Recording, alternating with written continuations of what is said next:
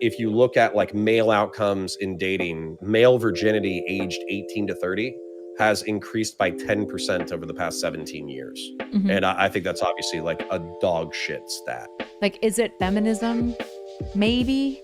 Probably in part. How much is it just like fucking social media and dating apps though?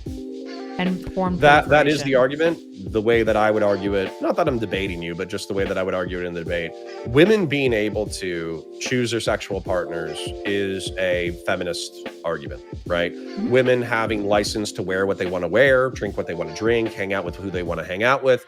That is an argument for an egalitarian perspective on the sexes and the genders or whatever. And so as a result, if you want to say like, oh, well, that's our normalized culture, that's true. But this would not have been tolerated in the 60s and 70s. Like Hinge, Tinder, online pornography, all that kind of shit, that would not have been tolerated 2 decades ago. And so if you want to say that it is feminism, I think you could make an argument that it is. If you want to say it's not feminism, it's just technology, I think we're like, I don't think we're splitting hairs, but I think we're just arguing levels of degree. So part of the issue that I kind of have with the feminism conversation is that there's a big difference between feminism and feminists, in the same way that there's a big difference between Christianity and Christians. That was their argument. Yeah. So just so it's clear, there is bad forms of feminism that I don't agree with, right? Like when I define feminism, so my definition of feminism that I always use is the promotion and empowerment of women and femininity. I do not think feminism is about men. I don't think it should be about men. I don't think they are actually ever actively trying to benefit men in any single way. And I don't think that they have to. The issue is they need to stop vilifying men when they have like meninisms equivalents. And I think some forms of feminism is just like blatant misandry and gender opportunism. And I hate that form. I think there's a lot of gender opportunism, particularly that's popular amongst like young women in like the dating scene. Is just like, there's very much this like desire to have like all of the benevolent sexist things still like accessible to them, chivalry and infantilizing them and like lowering their responsibility, but at the same time they like want all of the benefits that feminism has garnered for them, which would be like equality and mutual respect, and you're an autonomous fully capable adult human being that we should respect as a result of these things. And so I'm of that camp. I want women to be treated as autonomous adult human beings that should be respected, but that also means that when they fuck up as adult human beings. And you know, all of the litanies that come with it. You're responsible for your behavior fundamentally. But again, the dating issue, like feminism's been growing. There's been bad forms of feminism through every single wave of feminism. I don't think that I don't know if there's anything unique about this wave of feminism that would explain the dating issue that we're seeing and the virginity and the like dating gap, basically. I really think that social that's media actually is what a I was going better to ask. explanation. Yeah, what I was going to ask. So I think that's a fairly accurate description that I agree with. And also, you know, first wave, second wave, third wave. You know, my parents were born in 55. And I think like Ruth Bader Ginsburg was arguing as late as the 60s for women to be able to have credit cards opened in their name without getting permission from their husbands first. So that's kind of like the how far back. And I also think it's a funny historical tidbit that we gave the right to vote to black men before we gave the right to vote to white women. I think that's fucking crazy. Like I thought we were way more racist than we were sexist, but apparently we were way more sexist than we were racist. But the point being that led the suffragettes to wanting it? Was that sorry? What's that? Wasn't that what led some of the suffragettes? Like a lot of the suffragettes, like oh yeah, like, they were like, why the fuck don't we have rights? What the fuck? Well, specifically, so yeah, why do we have no rights and black people do have rights? Well, and so the question, when we move into the modern movement, I don't, or the modern era, I don't know if we agree with this, but the question that I was going to pose to you is, how much do you think the red pill, MGTOW, men going their own way, incel, volcel, all these different movements, you know, Andrew Tate, how much do you think that they're a development of the material condition, so to speak? And how much do you think that they're like a mirror to toxic forms of like feminism? Because I think the verbiage that a lot of these people use, the propaganda that a lot of them use, is effectively saying that they're meninist, you know, they're male advocates. That's how they frame themselves. Yeah. So to make sure I'm understanding your question, you're basically asking, um, to what extent is meninism and the toxic forms of it a mirror of Well, yeah. toxic forms of Do you believe feminism? they're bullshit? Do you believe they're propaganda, that they're actually the mirror to feminism, or do you think that that's just propaganda? Uh, I'm sure that their intent is to be the mirror to feminism. I think the issue is that most of the men that would say that probably don't know dick all about feminism. They've probably never read a feminist writer ever. They've never engaged with anything beyond like pop feminism. And by feminism, they mostly mean feminists. They don't mean feminism. Um, and so, like, I'm sure that is their intent. And there's going to be some more informed and less informed. But I think like most of the men doing good work for young men, and like talking about male issues would never call themselves meninists right now. Like I'd be pointing to like Chris William, and like people like that, Williamson. Yeah, no, that weirdly enough, one of the things that I found most interesting is that bit like what I view as like non-toxic male whatever, archetypes. They're oftentimes like biblical. They're oftentimes rooted in religion. Mm-hmm. Something that Jordan Peterson said is that the male archetype within the Bible is the shepherd. So it's somebody who is fierce enough to fight the predators of the wilds. It's somebody who's rugged enough in order to survive the wilds, but it's somebody who's nurturing enough in order to take care of the vulnerable. And there was some stuff like that was like echoed in my little retreat thing that I did with my father-in-law, where effectively it wasn't just about, oh, I'm the biggest, toughest guy. I can get the most women. I can do this. I can do that. Matter of fact, within the masculinity that they were modeling within the retreat, they were basically saying that was like obvious cope. Like it's cope to constantly try to prove your masculinity by never being vulnerable, by always pursuing material possessions, by always pursuing endless amounts of women.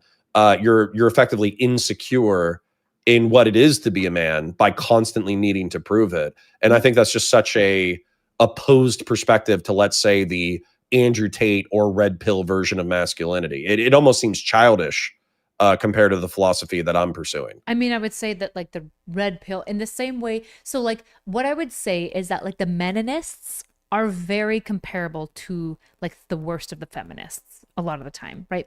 And frankly, it's born out of gender opportunism and immaturity, like 9 times out of 10, right? Like a lot of feminists that are gender opportunists and are super misandrist, when I like listen to them, I'm like, oh, you're just like a baby. You're just like a sweet baby child. You have like no idea what you're talking about. You've like barely had to like make tough calls in your life. I'm sure you've gone through tough things, but you've never had to like, you've never known the moment of looking at somebody that you hate entirely and you know that the moral thing to do is forgive them anyways. Like I don't think you've experienced that yet, and it shows. Yeah, but isn't that like a fairly Christian moral outlook though? Because as an example, like, No, I think this is well, not Christian at all. The forgiveness maybe specifically, but when I say this, I mean you've never had a moment where your principles have been tried in a hard way and you've chosen your principle anyway.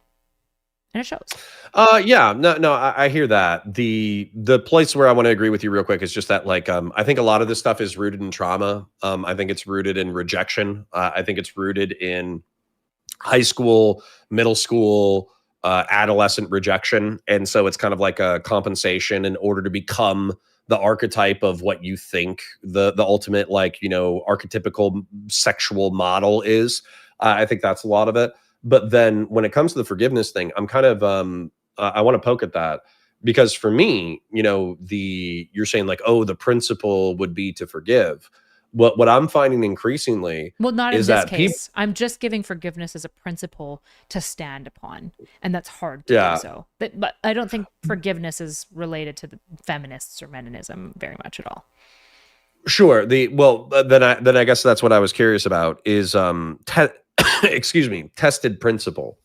So with tested principle, what I'm finding is that a lot of people, and this goes to Steve, and I'm not trying to be overly critical, I'm not trying to start shit or whatever, but I think that he has a coherent moral worldview, Mhm. but that coherent moral worldview is effectively eye for an eye and tooth for a tooth. It's very Old Testament. It's basically like, if you wrong me, I can wrong you, and who gives a shit? Mhm. Whereas I would say, at least the way that I was raised, and presumably the way that you were raised, is that hurting the person who's hurting you doesn't necessarily solve the problem. If anything, it oftentimes starts a cycle of like reciprocal violence that doesn't end, or reciprocal grievance that doesn't end. And so, yeah, I guess I'm just kind of asking you, how popular do you think it is for the pagan eye for an eye morality versus what I would say is like probably the preferable Christian morality?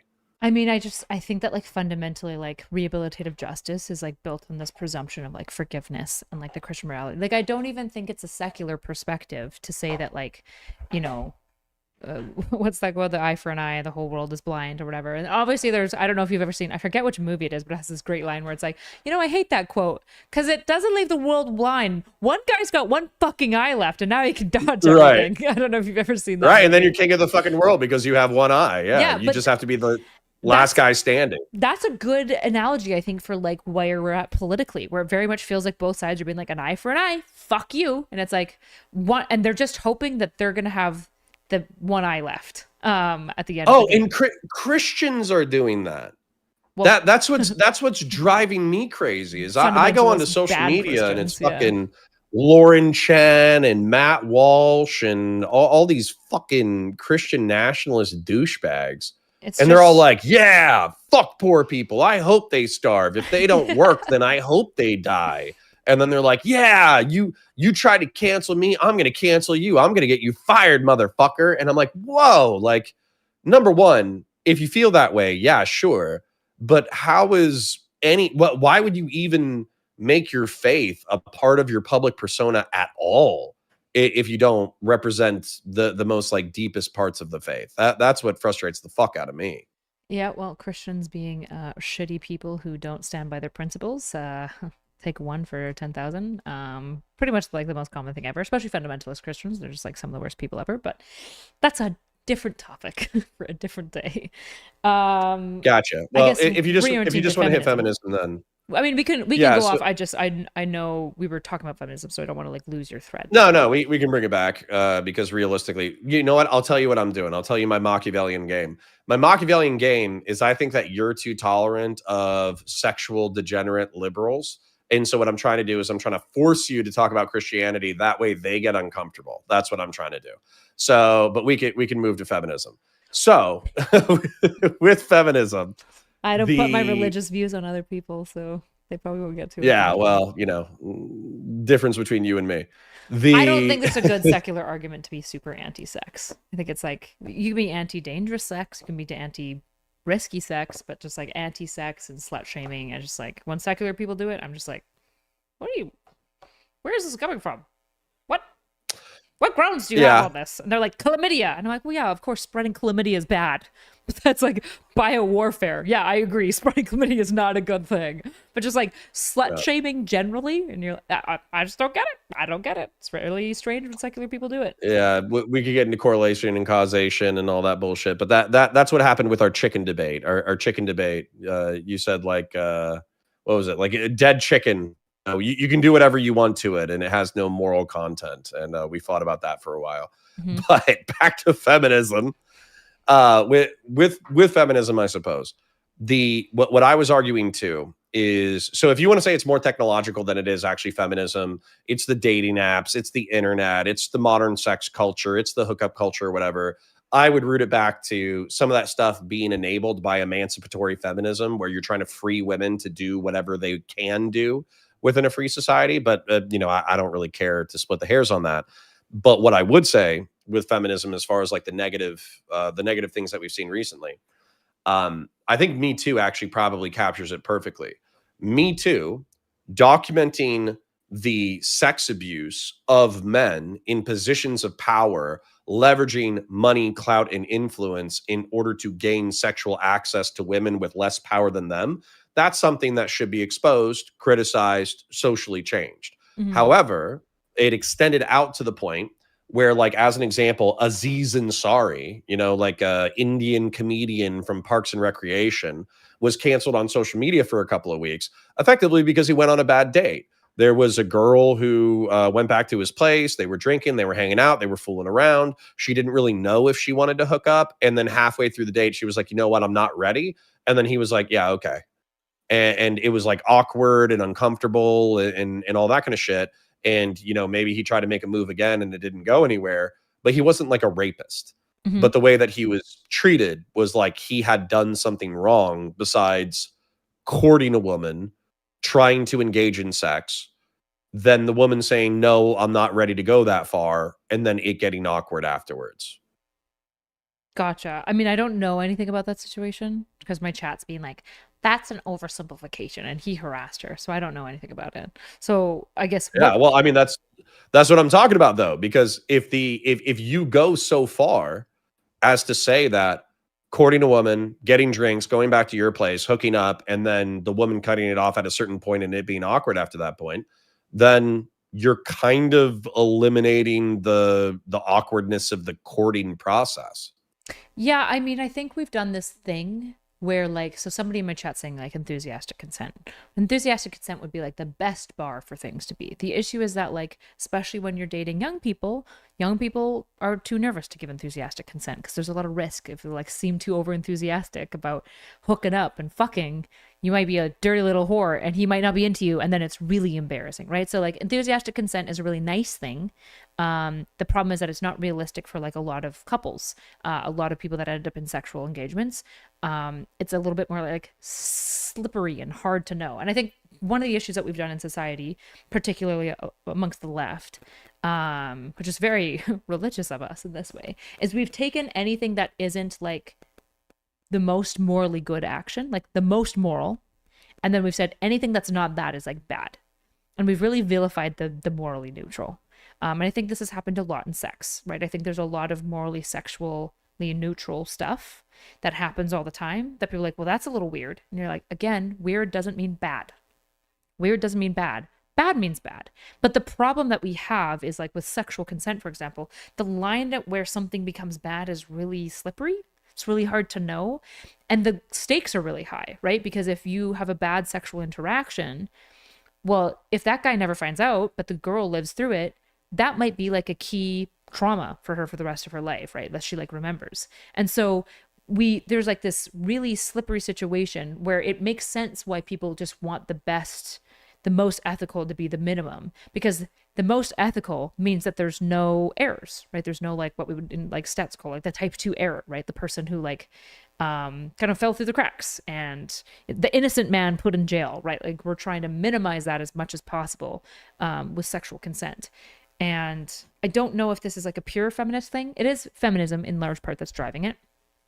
But I think the issue is that, like, the feminist movement is often led, like, the people who rise to the top of a lot of these, like, gender movements or, like, even just, like, demographic movements, I find are, like, oftentimes, like, some of the most antisocial people ever.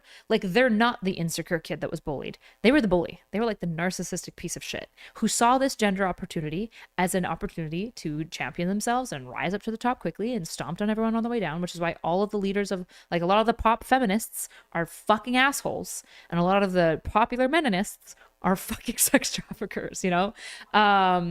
And so we have this issue where it's being led by some of the most antisocial people ever. And then we're wondering, like, why the movement goes bad. But the issue is that, like, what we want to do is, like, toss out feminism, which I think is really not good. I think feminism's great. Like, as a woman, yeah, I like it. I'm a big fan. That's where the conversation ended up too, because they were like, oh, well, do you want to just, like, throw out feminism root and branch? And I was like, no, like, I want women to be able to get credit cards without their husband's permission or whatever, you know, like, I want women to be able to vote. But at the same time, part of what you said, where women want the privilege, but they don't want the responsibility, that was a substantive part of my criticism. And then also one of the things, like, with your enthusiastic consent chatter, I'm just going to be real. Like, in the thousands, pretty much the way that it went was you go out with your friends, male and female. You get a little bit tipsy. Maybe somebody's making eyes at you from across the bar. You're probably not blackout or brownout. I don't think I was ever that way. But then if somebody takes, like, a physical interest in you, then you just reciprocate that until eventually you start making out. And then maybe it goes to something more. That's basically it. Nobody stopped in the thousands or early tens and it was like, may I touch you here? Mm-hmm. Do I have your permission to grab your thigh? Like, nobody did that. It was all physical communication. And so effectively what would happen is if somebody if somebody didn't want something, let's say that you were making a move and you were going for whatever base analogy you want, what would happen is as you were physically moving towards that base, the person would say, hey, listen, I like you a lot, but I'm not ready for that right now. And that would basically be the way that the interactions went. And so this whole thing, I would say with the enthusiastic consent, when I see, you could Google this stat just to double check me, but when I see a 10% rise in male virginity aged 18 to 30 over the past 17 years, and then I also talk to some of these young men and they say, listen, video games is easier. Smoking weed is easier. There's no social anxiety. I'm not going to get blasted on social media. I'm not going to get fired. I'm not going to do this. I'm not going to do that. Then I think what's effectively happening is the most antisocial men, because they're so worried about failing socially or being rejected or getting blasted on social media, they've said that, well, fuck it. I don't want to get in trouble, so I'm just not even going to socially engage. And that is like a horrible social side effect that's going to have a whole bunch of unintended consequences. Yeah, but again, how much of this is feminism and how much of this is the confluence of feminism between technology, right? Like, there's so many things that we want to like lay at the feet of ideology. Well, we agree it's a problem, right? Sorry, I just want to say this so my chat can hear me. We agree it's a problem. So regardless of who we blame, we don't have to blame anybody. We could just say that this is a social phenomena. My question would be, how do you fix that? My answer is tell men to stop being pussies, but that's not a very good answer. Well, one of the answer is that, right? Like one thing so when I'm talking to like small content creators, so I'm running a program for small content creators right now, and we had a session on networking, and I led it because I'm a fucking giga-chad at networking. I'm really good at talking to people. I don't really care about how popular we are. I'm able to kind of like mingle really well with like some of the most famous people, and it doesn't faze me.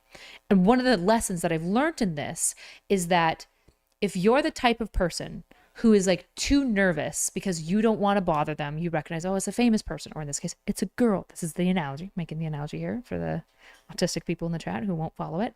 That person wants to be approached by normal people, and they definitely don't want to be approached by weirdos who will never take no for an answer. And the issue is that every single person is like, oh, like, should I go talk to Amaranth? Like, I don't want to bother her. You're the person she wants to talk to. And the person who's being like, there's Amaranth, I'm going to go bother her and linger around her forever until she gets sick of me, she doesn't want to talk to you, right? So you've got this pressure keg where the most shameless or like the most antisocial people are like now representing the group dominantly because they're the only ones attempting to make moves. And so like for a lot of men's like the don't be a pussy, it's like it's less about being, I'm going to be more gentle here as the female character here. It's less about being like don't be a pussy. It's like recognize that the fear that you're having is a really good instinct that you're on the right track already. Because one of the most important things you could do as a man in these types of dating relationships is make no's for women really easy. If all you prioritize in dating is making women's no's really easy for them to give you, you are going to be clear of most of those issues because you're going to be looking for body language no's and you're going to be looking for cues that they're disinterested. And when you see it, you can just back off. That is a good time to ask them directly because at some point being direct is useful. Because when we look at the 2010s, yeah, you just like grab her thigh. Okay, there was also just a lot of women being grabbed at and sexualized in ways that they absolutely didn't want to as somebody who went through the 2010s, and it was fucking awful. I didn't enjoy the amount of sexualization that when I go out now, I experience a lot less of it. I definitely do, right? And so I guess, yeah, the caution would be if you're feeling that fear, you're the person that should be doing the approaches. Like that fear cues you that you have the right moral compass. Yeah, I think that's though just speaking from personal experience. So I had two brothers. I have an older brother and a younger brother, and my parents are also like super Christian conservative. So I wasn't really like raised with, let's say, a in-depth social sexual education. Like what I learned through trial and error. But I think that one of the things that is kind of like a hard learned lesson that I'm just going to repeat is the basically like probably the easiest way. I hate to say this, but the easiest way to like get sexual access is not to be obsessed with it. That's like one of like the things. It's like when you're desperate, when you're just like constantly out there looking for a woman to talk to, and it seems like you have this like mission in your head, like I need to get somebody to go to bed with me or whatever, people can like smell that desperation. They can like smell the social manipulation. They can smell all that crap, and they basically reject you. Yeah. Whereas oftentimes, if you're more just, you're out there to have fun, you're out there to hang out with your friends, have a couple of drinks, socialize, bullshit, whatever, then typically people can kind of feel the vibe of who you are, what you're about, whether or not you're a good person, this, that, the other. And so by taking the sexual pressure off of the situation, I think you're more likely to have people who are genuinely interested in you kind of reciprocate, communication and figure out who you are, and then decide whether or not they want to invite you into an intimate situation. And I think that's really tough for, especially maybe if you're like, I would say I was maybe like 15 to 18, 15 to 19, when you're like a super young man and you have no experience whatsoever. There is a pressure to be a sexual, like to achieve sex, because if you don't, there's something fundamentally fucking wrong with you. Like you're a broken individual if you cannot lose your virginity. And so I feel like that. What's that? Is how society will view you. Yeah, but I think it's also an internal thing too, where you're like, oh, well, I know people who are getting laid who fucking suck. What sucks with me? Yeah. And so it's like a self-esteem thing. Yeah, it's the same. And it's totally understandable, right? It's the same as like women who haven't been able to get a boyfriend by like 18. They're like, right. They're like, what's wrong with me? Yeah. Yep. I think it's totally fair. It's just, to me, like the anxiety that men feel, it's like, it's understandable why you feel that way. It's just not necessarily a bad thing, like in and of itself, right? The anxiety should be something for you to like. No, I like what you said, which is like, that's going to make you more cautious within those social circumstances. I think that's good. That's a good analysis. Well, not just that it'll make you more cautious, but there should be a little bit of comfort to know I'm the person who would even be worried about harming somebody else. It's like you're already 10 steps ahead of all the freaks that a lot of people are talking about. Like you're already 10 steps ahead because you're anxious about doing harm to others. Part of what you're anxious about is not doing harm and getting fucking clapped anyways, which is very tricky. And the issue is like, there isn't really a solution for this, right? Other than like really trying to vet what you're doing, really trying to take like obvious no cues and building up a fair bit of rapport and doing a bunch of cold approaches and warm approaches. So you're really good at reading social language and to like kind of figure it out. And if you're too autistic to figure that out, you have to use explicit consent because you're nerfed. Here's another thing that's really funny, by the way. My wife, Victoria, she not forced me, but she asked me to watch The Bachelor and Bachelorette with her. And I couldn't do it because I was just like cringing the whole time. I'm like watching these people in these awkward social situations. This sucks. I don't want to watch this. It's cringe, whatever. But she was like, okay, have a beer, just hang out with me, have a beer. And so I started watching it.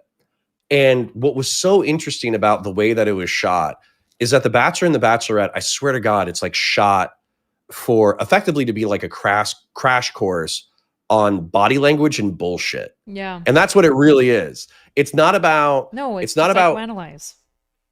Yeah, it's not about who's rich, who's handsome, who's powerful, who's sexy, who's going to be that's like part of the game. Part of the game is finding the best partner that you possibly can within the situation. But what it really is, when they're like zooming in on like pinched like squinting eyes, or they zoom in on like a lip curl or something like that. Yeah. The whole reason why they're doing that is because they're trying to give you effectively like a body language crash course on who's full of shit. And so by watching 2 or 3, seasons with the wife, I felt like I was like, oh my God, she has like, we were probably late 20s at the time. She has like a decade or two of social education on body language, on who's full of shit. Mm-hmm. And this is such a common like female trope to be into these kinds of shows that women aren't really like, they're not really like, maybe this is sexist, but I don't feel like they're really evaluating the words that are being said. They're oftentimes really super fixated on how it's being said. Yeah, well, and that's kind of like how they smell you. Yeah, well, 80% of communication is nonverbal, right? So like what you're really saying is women have been training for this for 15 years and men are fucking dumbasses who don't think about it because they're not socialized to. Right. Right, which is why every man, when they start watching these shows with their wife, they're like, oh, it's kind of interesting. It's kind of fun because Nick was the same. He was like, oh, I've never watched these things. And me and my roommate, we wanted to watch Bachelorette. It was like her favorite show. We started watching it, and now he's like super into all of these like types of shows. Like he won't choose to watch them on his own, but he will always watch them with me. And all of the commentary is psychoanalyzing because women are not just doing it for those shows. When we like leave a social group, we all go back and we talk about what everyone's nonverbal cues were and what it means about them, right? And sometimes we're right, and sometimes we're very wrong. And men are super nerfed because they're not even beginning to think about this. But I don't know how much this is biological. I think a lot of this is just socially trained into men, because you see like a lot of like men, for example, that have a lot of sisters, for example, they're way more tuned into this, or men who are very close to their mothers. Oh, men with sisters are oftentimes the most dangerous. Like I knew a guy, his name was Gabe, and he was raised with like 2 or 3 sisters, and he was like the king of like female manipulation. Yeah. Because he just like he understood the body language and social cues and stuff. And so his communication, which I did think was quite slimy, but his communication wasn't what he was truly expressed. Like he wasn't saying what he was thinking. He was saying what he thought would make a woman comfortable to give her like him acts like sexual access. And he was like a good looking guy. So it's not like he needed to lie or manipulate in order to get laid. But he just did it because there was like some level of like gamesmanship to like female manipulation that he just enjoyed. Yeah. And so that's where I would say like, and also for females, like, you know, not trying to go, I know you're saying that you don't know how much of it's biological. But for females, I think that like the stakes are so much higher, right? Like getting a bad partner could mean life or death. It could mean pregnancy. It could mean disease. And not that males don't share those risks, but pregnancy is not as big of a risk for a male as it is for a female. See, this is why I don't find this compelling, is because like, well, women, yeah, they have to be able to socially read other human beings for like care, right? And like partner selection. Men need to be able to read other social partners for things like escalating violence or violence threat, right? They need to be able to read when somebody's about to swing on them, because males are mostly going to be the ones competing for things. They also need to be able to read body language well enough to know when they're getting, you know, assent from the woman for relationship and approach. Maybe I'm projecting my bullshit. Maybe I'm just hella autistic. I just think it's socialized. I think we like socialize men to be like slightly having the autism bug.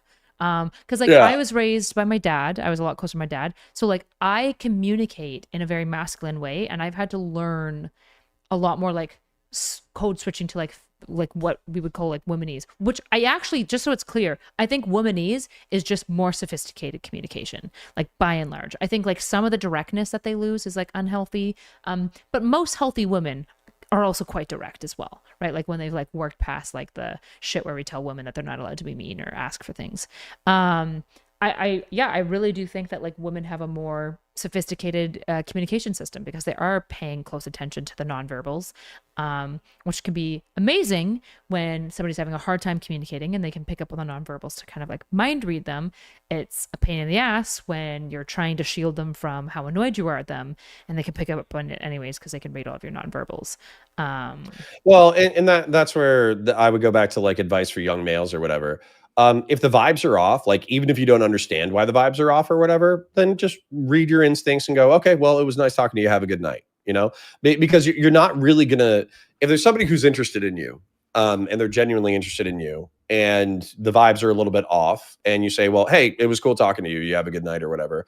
Then oftentimes what will happen is they'll find a social excuse to re-engage with you. And so you don't really lose much by walking away. Whereas if the vibes are off and you're kind of like insisting upon the conversation or you're insisting upon the social interaction, you can really like ruin a potential friendship or relationship or communication or whatever. And so I would just go back to that advice and kind of say that, you know, especially when you're young and you don't have any experience, it can feel like really desperate to try to communicate with someone. Yeah. But basically like, follow your instincts, you know, and if you get rejected, guess what? That's part of the game. Getting rejected is just, maybe she wasn't right for you. Maybe you weren't right for her. It just is what it is, you know? Yeah. I mean, I would basically say that like, somebody pointed out that like studies show that like neither gender is very good at picking out when people are flirting. I think part of this is because social sophistication comes on multiple areas, right? Like men are actually pretty socially sophisticated with aggression, right? Like Nick Speaking of the Darius stuff, I don't know if you ever saw the clip with Nick pulling the guys out of the fight and stuff like that. I didn't. Oh, okay, yeah. Nick was like intervened in a fight or whatever. But when I'm watching that clip, first of all, I would never involve myself because I'm a fragile little rabbit. But second of all, there's a lot of like subtle social cues that, like, to be honest, I'm not socialized to be good at, because I don't have to think about violence very often. In fact, my only response when I see any cue of any violence is to like move away. I'm not looking for any sophisticated where Nick is going, no, actually, this guy's not trying to swing. He's trying to break it up. And I'm like, I don't know. I just see guys with bald fists like walking towards each other. I have no idea who's doing what, right? In the same way that like flirting is actually just another way to get socially sophisticated on. Like, you have to learn how to do it, right? So like women are really good at emotionally communicating in a socially sophisticated way. We're good at like reading how people are feeling by and large. We're really good at like asking about it. This is like the classic trope, like women know things about their friends and men don't. I think all of this is fundamentally socialized, right? Flirting though, for example, men are very nervous, and I understand it. The issue is that like half the time you're getting rejected. Like, I think about myself when I was young, like, God, poor men. Like, I was the most like anxious, hot and cold woman ever, that like, even if I was into you, like literally I was talking to one of my first like exes and like big puppy love situations. And we were talking about it like years later. And he was like, I actually didn't even realize you were into me until like 2 months after everything had kind of ended. And I was like, wait, none of this would have ever occurred if she wasn't into me. But that's because I was so flat and I was so like distant with like touch and stuff, right? So it's like, guys have to remember that like half the shit that's going on is because like girls are insecure and they're nervous and they don't know how to communicate these things, and they don't know how to be clear with the things, which is why like explicit communication can be useful. Yes, it can like result in the girl getting weird and not liking it, but it's like, fuck, if people are like weird about direct communication, that's a red flag. Okay, run away. Why would they ever be weird about direct communication?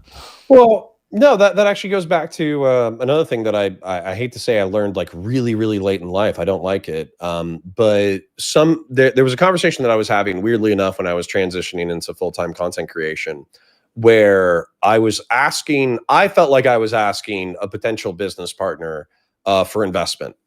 And I got done with the conversation with the wife, and she was like, "You never asked."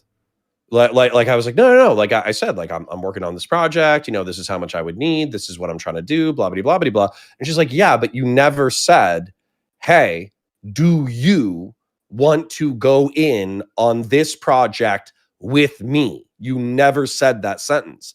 And so what ended up happening was I asked that person, I got rejected. But what ended up happening was the project, whenever you have like an entrepreneurial venture, it's actually easier when it's in the like, oh, in the future, I'll be able to do this thing. It's almost more pleasant when it's in the future part rather than the execution part, because when you're in the execution part, you actually have to make it work, which is a pain in the ass. So having like these vague, ambitious dreams is almost comforting because you never have to actually execute. But what happened was that person rejected. I asked the second person directly. They rejected it. But what happened was those no's solidified the idea. And then on my third ask, I got a yes. And then once I got my yes, I was able to go forward. And so moving it from the ephemeral into the real, that's what I would say with men too. If you conceptualize this, obviously I'm talking about an entrepreneurial venture, not like a relationship. But it's probably better if you feel like the vibes are good, you're being friends, whatever, it's probably better to ask and then get the no rather than to just leave the relationship in this like liminal space of like non-existent fantasy. Because then that's also, I think people call that non-existent liminal space fantasy. They call that the friend zone, where you never get a firm yes or no, but she kind of keeps you in the social orbit, and maybe you flirt, but maybe you're not flirting enough. And then she doesn't really know what you want. And then maybe she keeps you there on purpose, and maybe she doesn't. Maybe she has no fucking idea. Yeah. The no's better than the liminal space. Yeah, sort of. I mean, I want to like give space to like the no, like people aren't adults. Like everyone is literally adults, but nobody's actually adults, right? Like if there was a world where if your friend approached you, was interested in you, was respectful about it, and you weren't into them, and you told them really respectfully as well, hey, I really appreciate it, I'm just not into you. There's a world that we can conceive of where that relationship can go back to like just being friends. And the reality is that everyone's too fucking childish to do that a lot of times. So like there does come the risk of realizing like the no that comes with after I was the about to say, approach. I don't really believe in like male and female friendship where like, like where it's like strictly platonic. Like obviously like people are married, people are like loyal to each other, all that kind of stuff. But I also don't think that like I'm trying to think of how to phrase this. I think that if one person is attracted, then let's just say it causes complex issues. I think we can at least say that. I would agree. The issue is that like men will stick their dick into almost anything. So if he's willing to be friends with a girl, he's probably going to be willing to fuck her. And so then it's like, okay, well, if that just means that men can't have platonic relationships because they also might be open to fucking them, then I'd be like, okay, well, that doesn't mean it's not platonic, right? Like you can have a platonic relationship and also be like, yeah, I'd fuck him. It's never going to happen, but I'd fuck him. It just has to be the case, right? It just has to be the case, right? Otherwise, essentially what you're saying is essentially, for example, attractive women can't have male friends that are platonic. They just can't do it. And it's like, of course they can, right? Okay. And also, of course, their male friends want to fuck them. It can also be platonic. It just has to be talked about. It's just also people aren't mature enough to do it a lot of the time. Yeah, maybe that's more the thing. Danabo, my editor, but also Dylan Burns' editors. What complex issues? Expand further, Connor. I'm typing in all caps. Okay, so what I would say is, I don't have any girl space friends. Okay, I just don't. Okay, and I would not expect my wife to be comfortable with me hanging out with another woman solo, right? So professional stuff, husband's there, boyfriend's there, we're working on a project together, whatever, that's totally fine. But just having like a friend that is a girl that I can go out to lunch with or go out to dinner with, that's just not a thing. And I also don't think it's necessarily, I think that would be an unrealistic expectation to have on her part, where I'm saying like, oh, you just need to trust me to hang out with a member of the opposite sex who is attractive, but I'm only friends with. That's crazy to me. Like Nick and I's relationship. I think the opposite is crazy. Yeah, like Nick and I, like the reality is like I trust Nick, and Nick trusts me, and like that's the beginning and the end of it. If I feel like my partner is Nick, no jealousy, no nothing. He can just go hang out with a hot chick that he's friends with, and he's platonic. He says he's platonic with. Mm-hmm. Yeah, this is where I'm just going to say I think you have autism, but that's okay. Maybe the issue is like I really trust Nick. I'd have Nick's a great guy. I'm not talking shit on Nick. I'm just saying I just don't think most people. I understand are mature enough.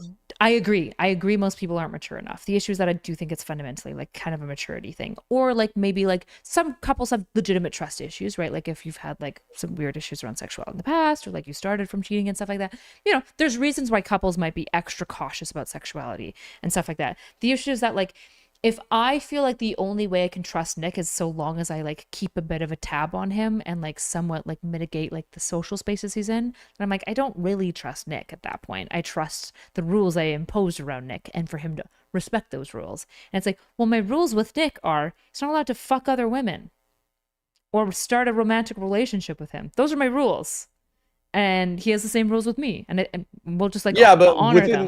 Within that framework, and I'm really not trying to make it too awkward, but like within that framework, he could be like, oh, well, we didn't have sex, we did oral, and I didn't have any feelings, like that's. But in that framework, do you think that I would look at Nick and be like, oh, you loopholed it? No, but well, the issue is that like anybody who's at the same time, I think people are like that. I think retards who are looking for loopholes are like that. But when your wife says you can't have sex, but I know a lot of R slurs. Let's put it that way. Like I know a lot of. Their wife shouldn't trust them because then they're not trying to stay true to their wife. They're trying to find a loophole where they can cheat cheat on her and get in less trouble. And the issue is that Sure. I respect Nick's principles enough to know that he's not, I don't need to like walk down every litany of what type of touch is and isn't okay, because he understands what sex is and what sexuality is. And he understands that we don't do that with other people. So I trust him with that. But also, Nick and I are weird. We also accept that like flirting is just like a part of most adult interactions. I don't care if he flirts with, I've watched him flirt with people in front of me. I don't give a fuck at all. If I found out that he was fucking them, then I would have an issue. Sure. Yeah. And I just think people chat, can though. get there. Okay, go ahead. General So says, oh, I thought you were friends with Lauren Southern. I am friends with Lauren Southern. However, I went on a work trip to Baltimore. I roomed with the men, not with Lauren. And I don't think we were ever in a social situation where the other work men were not present. So like there was never like an inappropriate hangout. Like it was a professional thing. And there were always other people present. So that's what I'm saying. Like, yeah, it's just like I wouldn't me go and on Steven's a work relationship. solo lunch date. Yeah, me and Steven's like entire friendship couldn't have existed if like Nick and I had these rules. Like, are one of our really close friends that we like rent from. I hang out with him alone all the time. I don't know. We just like have that mutual trust with each other. And I mean, I love Nick, so I'm not trying to talk shit. I'm just saying, I think that. I guess what I'm saying is it is possible. I do think it's hard. I think you can say it's possible. I would say most people are not mature enough in order to handle the level of latitude that you and Nick give each other. Probably, but they could be. I don't think like Nick and I are super special. Like, I don't think we're like these uniquely chill, high trust people. Like, I essentially think most people can get there. Yeah, I would. The end of the story. Maybe this is. No, maybe this is just the little conservative thing in me. It's kind of like a Mike Pence thing, you know, where Mike Pence like won't go to lunch with like women without his wife present or whatever. I'm not that extreme, but at the same time, I just think it's easier to play it safe. But yeah, I think the biggest worries Nick has when it comes to like my like one-on-one interactions with men is he just like doesn't want me to get raped. Like that's about it. Like he's not worried about me just walking out on him. He's worried about me like getting taken advantage of, which is super fair. But that's just like that's a different issue entirely, right? And that's more of an issue of like safety. And I'm a really, really cautious, safe person. Yeah, and it's not trusting you. It's not trusting the other man, which makes sense. Exactly. But the other rules are fundamentally not trusting you, right? It's saying like, well, I don't trust you to go on a work lunch because you might catch some feels. And it's just like, if Nick caught some feels, I trust him to work through it and be like, actually, I'm married to Kyla and we have an incredible relationship, and the end. Well, God bless Nick. And you know what? I love Nick, and shout out to Nick. So and me. Okay, I'm the same. What? I would trust him. I trust the same as Nick. Oh, you're saying God bless shout Nick. Out to Kyla as well. I'm also trusting. All right. Okay. Okay. So getting back to the feminism thing, though, just so maybe we could put a bow tie on it. I probably do have to go to bed eventually. I guess my thing is, I feel like the pendulum, particularly with like MeToo or whatever, it swung out far enough. And in the 2010s, I think that we saw some extremes. Now, this is where you would say it's not feminism, it's the feminists. But the feminists were talking about mansplaining. They were talking about what is it where you like spread your legs too far? I forget what that was. But on the subway, like men take up too much space and all that kind of shit. And then also like with the Me Too movement, it's not whether or not like male sexual abuse needed to be exposed. Male sexual abuse needed to be exposed. However, like, do people need to be canceled for awkward attempts at courting as they grow up?